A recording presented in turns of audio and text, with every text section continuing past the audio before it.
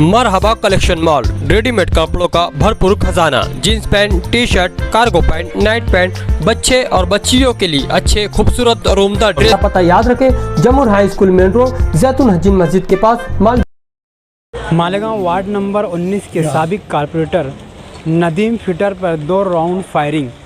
मालेगांव आज रात 11:50 पे बड़ी मालेगांव हाई स्कूल के पास वार्ड नंबर 19 के साबिक कारपोरेटर नदीम फिटर पर 2 नामालूम मोटरसाइकिल सवार ने 2 राउंड फायरिंग कर दी।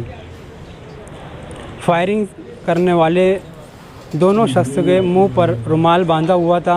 पुलिस तहकीक कर रही है। पुलिस हर एंगल से, हर जाविये से तफ्तीश व तहकीक कर रही है।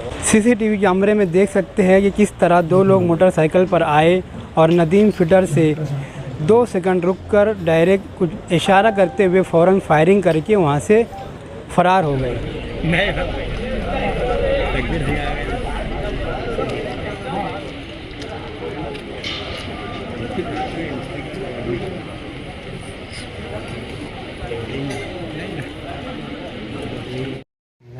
तफ्तीश कर रही है मामले की तफसील जानकारी दी।